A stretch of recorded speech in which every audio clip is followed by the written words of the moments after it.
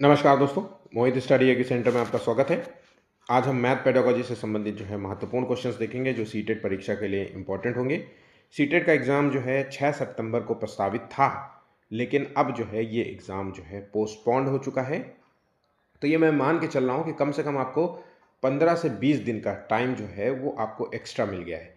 तो आपके पास एक बेहतरीन मौका है।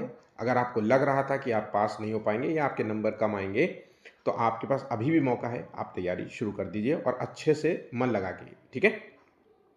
तो आइए शुरू करते हैं। एक एक क्वेश्चन पेडागोजी का इम्पोर्टेंट है। मैथ्स के क्वेश्चंस भी दूंगा, तो कम जो गणित में कमज़ोर हैं वो भी जो है ऐसे क्वेश्चंस को सॉल्व कर पाएंगे। मैं ट्रिक्स के साथ आपको क्वेश्चन सॉल्व कराऊंगा, ठीक है।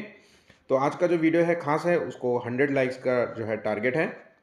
कमेंट और शेयर कर देना। सब्सक्राइब नहीं किया तो प्लीज़ सब्सक्राइब कर लेना। पहला क्वेश्चन है, एक त्रिभुज के कोणों का अनुपात जो है 4:6:8 है। सबसे बड़ा कोण कितना होगा? मतलब सबसे बड़ा एंगल का पूछ रहा है। तो देखिए, सबसे बड़ा एंगल या सबसे छोटा एंगल, यही दो चीज़ें पूछेगा। तो जब सबसे बड़ा एंगल होगा, मान लीजिए यहाँ पे सबसे बड़ी जो कोणों का अनुपात है वो 8 है, तो यहाँ पे कोण मतलब 6 है, ऐसे एग्जाम्पल से समझ लीजिए। तो 8 इंटू तीनों कोणों का जो योग होता है वो 180 होता है, और इन सभी का अनुपात को हम जोड़ देंगे 8 से 14 18, ये तो 18 हो गया, और इसको हम काट देंगे तो ये 10 हो गया। इसका मतलब है 80 डिग्री। आंसर है बी।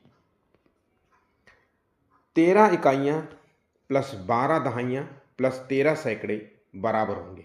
बहुत ही आसान सा क्वेश्चन है, लेकिन सीटेट में कई बार ये क्वेश्चन अलग अलग तरीके से रिपीट होता रहता है। तो ये प्लेस वैल्यू को दर्शाता है, बच्चों की जो स्थानीय मान को समझ को दर्शाता है ये क्वेश्चन।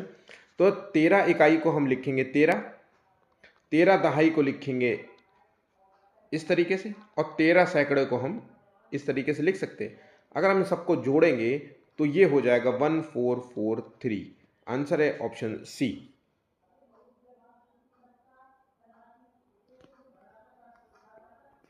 गणित सीखना एक सक्रिय प्रक्रिया है जहां बच्चे स्वयं खोज करके सीखते हैं। ये विचार किससे संबंधित है? जब भी कोई क्वेश्चन आए, चाहे वो गणित हो, यहाँ पे बस ध्यान रखिएगा, सीखना एक सक्रिय प्रक्रिया है। और ये किससे संबंधित है? ये रचनावाद से संबंधित है। ऑप्शन यहाँ पे बी होगा, जहाँ पर बच्चा जो है स्वयं जो है क्रियाएं करता है, स्वयं खोज क्रियाओं के माध्यम से जो है अपने संज्ञानात्मक विकास को जो है प्रभावित करता है, मतलब अपने संज्ञानात्मक विकास को जो है बढ़ाने में मदद करता है। तो यहाँ पे रचनावाद का यही संबंध है, ठीक है। गणित की कक्षा में जो है त्रुटियां जो होती हैं, हमें किस रूप में देखा जाना चाहिए? तो गणित की कक्षा में जो गलतियां होती है, जो बच्चा गलतियां करता है, उसको हमें जो है सीखने की प्रक्रिया का एक स्वाभाविक हिस्सा मानना चाहिए। या बच्चे की जो है अक्षमता का संकेत है, या टीचर की विफलता है, या अनुशासनहीनता का प्रमाण है? तो इसका सही आंसर है ऑप्शन ए। सीखने की प्रक्रिया का एक महत्वपूर्ण या स्वाभाविक हिस्सा माना जाएगा। आंसर है option A. National curriculum framework 2005 के अनुसार गणित की पाठ्यपुस्तक का प्राथमिक उद्देश्य क्या होना चाहिए? तो गणित की पाठ्यपुस्तक का पहला जो उद्देश्य होता है, मुख्य उद्देश्य होता है, वो बच्चों को बहुत सारे जो है प्रश्न हल कराता है, या बहुत सारे जो है अभ्यास प्रैक्टिस पेपर होते हैं उसमें, या तथ्यों और सूत्रों को संकलित करता है, उसमें याद कराता है, या बहुत सारी बुक्स में सारे सूत्र हों, लिखे हों और बच्चा उसको याद कर ले। या फिर ऐसी बुक होनी चाहिए जहाँ पर बच्चों की जो है गणितीय सोच जो है को प्रभावित करे, बढ़ाए, गणितीय जो है चर्चा को प्रोत्साहित करे, खोज क्रियाओं को बढ़ावा दे। आंसर है ऑप्शन सी। छठवां क्वेश्चन है, यदि कोई बच्चा गणित की समस्या को हल करने के लिए एक अलग तरीका अपनाता है जो पारंपरिक तरीके से भिन्न है, तो लेकिन उसका उत्तर जो है सही होता है, मतलब वो सही उत्तर दे रहा है, लेकिन जो भी टीचर मतलब तरीका बताते हैं पढ़ाई में, उस तरीके की जगह वो जो है क्या कर रहा है कि वो दूसरे जो है ऑप्शंस का प्रयोग कर रहा है, मतलब दूसरे तरीके से जो है क्वेश्चंस को सॉल्व कर रहा है। तो टीचर को ऐसे सिचुएशन में क्या करना चाहिए? तो ऐसे सिचुएशन में उसके तरीकों को रोक देना चाहिए, या उसकी जो है प्रशंसा करनी चाहिए, और कक्षा के सामने जो है समझाने के लिए कहना चाहिए, मतलब दूसरे बच्चों के साथ उस जो है कॉन्सेप्ट्स को साझा करने के लिए कहना चाहिए। या फिर उसके जो है कॉन्सेप्ट को नज़रअंदाज कर देना चाहिए, या उसके माता पिता को जो है खबर पहुंचानी चाहिए कि ये देखो कैसे क्वेश्चन, मैं तो इसको इस तरीके से कराता हूँ, ये इस तरीके करता है, ये बहुत गलत बात है, ऐसा करना चाहिए। तो यहाँ पे देखिए आंसर होगा ऑप्शन बी, उस बच्चे की प्रशंसा करनी चाहिए और उसके कॉन्सेप्ट को दूसरे बच्चों के साथ शेयर करना चाहिए। ठीक है, मेरे स्कूल में कई बार ऐसा होता था, जब मैं अपने स्कूल में था, तब जो है होता था कि जब भी कोई टीचर ना अपने कॉन्सेप्ट से क्वेश्चंस को कराता था और बच्चे उस क्वेश्चन को दूसरे कॉन्सेप्ट से सॉल्व करता था, तो वो मारता था।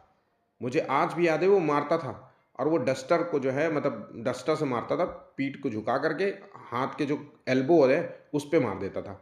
ठीक है, तो याद रखिएगा, हमें इस तरीके की एक्टिविटी नहीं करानी बल्कि बच्चों की प्रशंसा करनी चाहिए। ठीक है, गणित में जो संख्या मान होता है, इसका विकास सबसे अच्छा किसके द्वारा होता है? तो जो नंबर सेंस होती है, अगर बच्चों में नंबर सेंस डेवलप करना चाहते हैं कि नंबर को लेकर के उसकी समझ हो, जैसे आप बोलो 1300, 13,000, है ना, 13,025, 3 नंबर, 10, 25, बच्चों के अंदर इस तरीके से अगर नंबर सेंस डेवलप करना चाहते हैं, तो इन नंबर्स का जो प्रयोग है वो उसके दैनिक जीवन से जोड़ दें। तो आंसर हो गया ऑप्शन डी। वैन हेले के स्तरों की बात करें तो वैन हेले के सिद्धांत के अनुसार ज्यामितीय सीखने का पहला स्तर कौन सा है? देखिए, गणित पेडागोजी में जैसे सीडीपी में आप मनोवैज्ञानिक पढ़ते हैं, वैसे ही गणित पेडागोजी में भी मनोवैज्ञानिक्स के क्वेश्चंस आते हैं। तो उसमें से जो वैन हेले का पहला है वो है दृश्यीकरण। ठीक है, इसमें क्या होता है, बच्चा जो है ज्यामितीय आकृतियों को सिर्फ केवल चित्रों के माध्यम से सीखता है। जैसे नर्सरी एलकेजी क्लास में हम बच्चों को कहें कि ये क्या है, दिस इज ए ट्राइंगल, है ना, ये क्या है, दिस इज अ स्क्वायर। ठीक है, बस इतना ही बताना है, तो चित्रों के माध्यम से चीजें समझेगा कि स्क्वायर क्या होता है, तो स्क्वायर एक बॉक्स की तरह होता है। ट्रायंगल क्या होता है, ये एक समोसे के आकार के जैसा होता है, या पिज्जा का जो है स्लाइस कह सकते हैं। तो इस तरीके से कुछ हम बच्चों को जो है उदाहरण देते हैं इस स्तर पर। ठीक है, गणित में मूल्यांकन का प्राथमिक उद्देश्य क्या होना चाहिए? तो गणित के संदर्भ में अगर असेसमेंट की बात करें, तो उसका पहला जो उद्देश्य होता है वो केवल अंक देना या रैंक तय करना नहीं होता, या फिर पूरे पाठ्यक्रम पर रिकॉर्ड बनाना रखना नहीं होता। ये बच्चों की सीखने की प्रक्रिया में सुधार के लिए एक सूचना एकत्र करता है। आंसर है ऑप्शन सी। नेक्स्ट क्वेश्चन है, बच्चे जो है गणितीय अवधारणाओं को तब बेहतर ढंग से समझते हैं जब वे साथियों के साथ चर्चा और बहस करते हैं। यह किस सिद्धांत को दर्शाता है? तो गणितीय अवधारणाओं को तब बेहतर ढंग से समझते हैं जब वे बच्चों के साथ जो है अपने दोस्तों के साथ चर्चा करते हैं और बहस करते हैं। तो ये सिद्धांत जो है बाइगोस्की के सिद्धांत से मैच कर रहा है, सामाजिक सांस्कृतिक सिद्धांत कहलाता है। आंसर है ऑप्शन ए। गणित में समस्या समाधान क्षमता का विकास करने के लिए सबसे कारगर तरीका क्या है? गणित में समस्या समाधान प्रॉब्लम सॉल्विंग करने का जो सबसे अच्छा तरीका है वो है, हम एक ही तरह के बहुत सारे प्रश्न दे देंगे, या फिर केवल पाठ्य पुस्तक के उदाहरणों पर ध्यान देना है, या फिर सूत्र याद करवाना है। इसकी जगह जर अच्छा रहेगा कि हम विभिन्न प्रकार की बच्चों को गणितीय समस्याएं देंगे और खुले अंत वाले जो है क्वेश्चंस देंगे, जहां पर उस प्रश्न के कई उत्तर संभावित उत्तर दिए जा सके। आंसर है option D. X plus y is equal to 8, x into y is equal to 15, तो x square plus y square क्या होगा? बहुत ही आसान सा है, x plus y is equal to 8 है और x into y is equal to 15 है। इसका मतलब है दो ऐसी संख्याएं जिनको हम जोड़ दें तो 8 आ जाएगा, और दो ऐसी उन्हीं संख्याओं को अगर हम मल्टीप्लाई कर दें तो 15 आ जाएगा। तो सोचिए वो संख्याएं कौन सी होंगी? तो वो संख्याएं हैं 5 प्लस 3 इज इक्वल टू 8 आ गया, और 5 तिहाई 15, 5 गुणे 3 इज इक्वल टू 15 आ गया। इसलिए हम कह सकते हैं कि x की वैल्यू 5 है, y की वैल्यू 3 है। ठीक है, अब इसी को स्क्वायर कर लीजिए, 5 का स्क्वायर प्लस 3 का स्क्वायर, ये संख्या निकालनी है ना, तो 25 प्लस 9 इज इक्वल टू जो है 34। आंसर है ऑप्शन सी।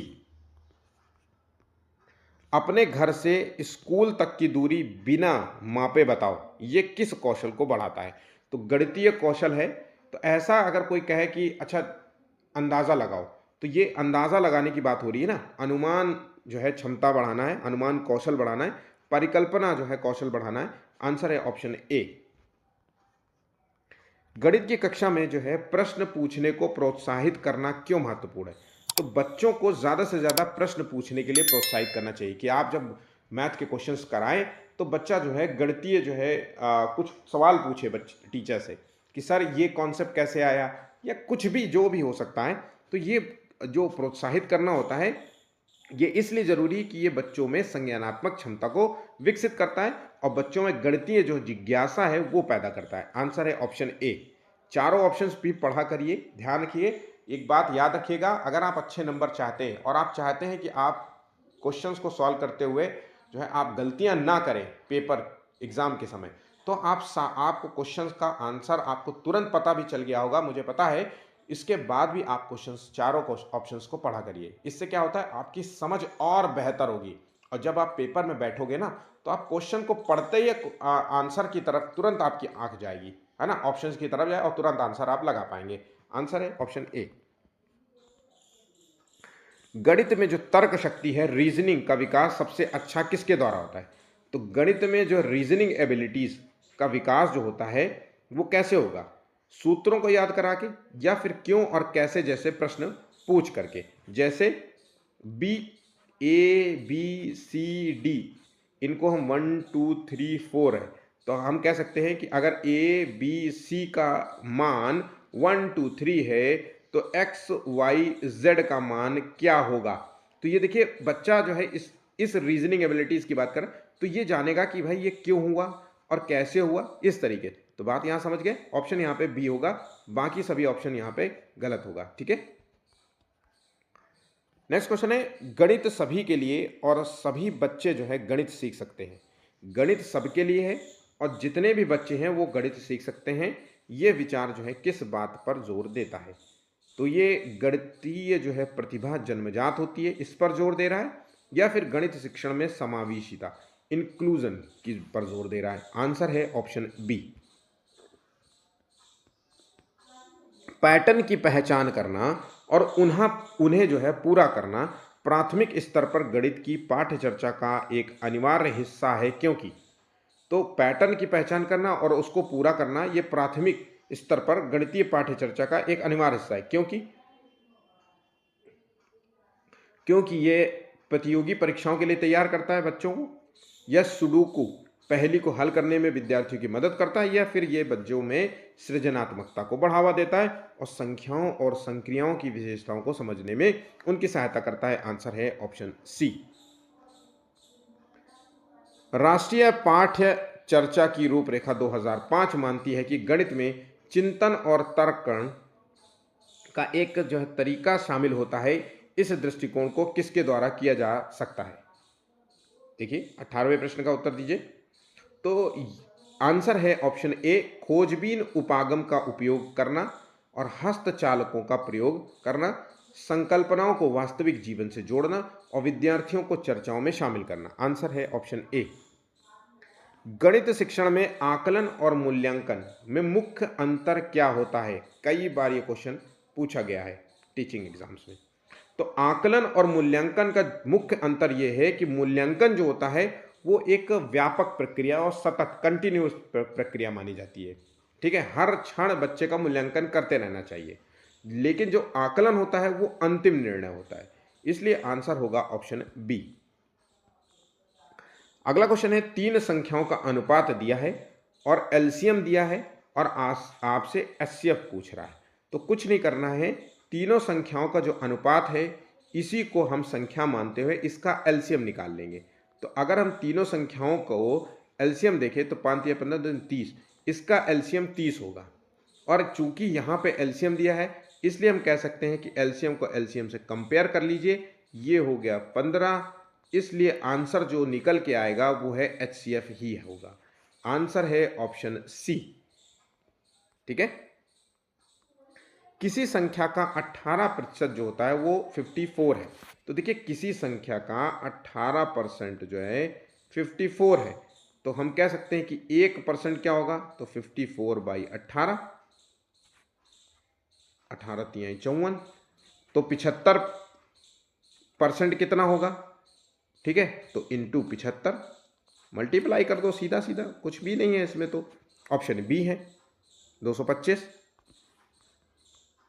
गणित में डिस्कैलकुलिया से पीड़ित बच्चों को पढ़ाने की सबसे उपयुक्त जो है रणनीति क्या है? डिस्कैलकुलिया क्या होता है कि गणितीय गणनाओं से बच्चा डरता है, गणित से उसे डर लगेगा, वो अक्सर जो ऐसे ही उसको क्वेश्चन दोगे तो वो वैसे ही हार मान जाएगा, उसको देखेगा भी नहीं, वो क्या कहेगा, नहीं मुझे नहीं आता यार, मैं नहीं देगा, इतनी कौन दिमाग लगाएगा, इस तरीके से। तो डिस्कैलकुलिया का मतलब सिंपल सा है। तो अगर ऐसा है बच्चा तो हम उसको बेसिक से पढ़ाना शुरू करेंगे, और पढ़ाना शुरू करेंगे बेसिक से, और मूर्त क्रियाओं के माध्यम से पढ़ाएंगे। तो मूर्त सामग्री हम प्रयोग कर सकते हैं, बहु इंद्रिय जो है अनुभवों का उपयोग कर सकते हैं। आंसर है ऑप्शन ए। उसे ज़्यादा होमवर्क दोगे तो और उसके लिए बोरिंग हो जाएगा, कठिन हो जाएगा, दूसरे बच्चों से तुलना करोगे तो डिमोटिवेट होगा। ठीक है, केवल मौखिक अभ्यास से कोई फर्क नहीं पड़ेगा, या केवल जो है मतलब लेखन अभ्यास से भी कोई फर्क नहीं पड़ेगा। आंसर है ऑप्शन ए। अरे गिलहरी इतना पैपे पैपे मचाई हुई है, सर खा गई। 23वां क्वेश्चन है, गणित में जो है गणना करने संबंधी कौशलों को किसके द्वारा बढ़ाया जा सकता है? तो गणित में गणना संबंधी कौशल को किसके द्वारा बढ़ाया जा सकता है? 23वां। तो अगर हम बच्चों के अंदर गणना संबंधी कौशल विकसित करना चाहते हैं तो जरूरी है कि कक्षा में अभ्यास हेतु क्रियाशील गतिविधियों का आयोजन करके, तो गतिविधियां एक्टिव जो है गतिविधियां हों वो बहुत अच्छा रहता है। बाकी यहाँ अधिक से अधिक अभ्यास कराना, केवल संकल्पनात्मक ज्ञान देना, या केवल जो है एल्गोरिदम का वर्णन करना, ये सभी ऑप्शंस गलत होंगे। आंसर है ऑप्शन ए। ठीक है, negative tag word positive tag word से भी क्वेश्चन सॉल्व हो जाएंगे ये तो। 24वां क्वेश्चन है, एक वस्तु जो है 6,000 रुपए में खरीदी गई है, मतलब इसकी जो है सेल कॉस्ट प्राइस है वो 6,000 रुपए है, और 15% लाभ पर बेची गई है, मतलब कॉस्ट प्राइस को 15% लाभ पर हमने बेचा है। ठीक है, तो यही तो होगा बात यहां पर, ये हम कह सकते हैं कि सेलिंग प्राइस। तो विक्रय मूल्य क्या होगा? तो यहाँ पे हम इसको 0 से 0 करेंगे, मतलब हम जो सेलिंग प्राइस होगा, जो बेचने वाला प्राइस होगा वो 60 इंटू 112 115, तो 55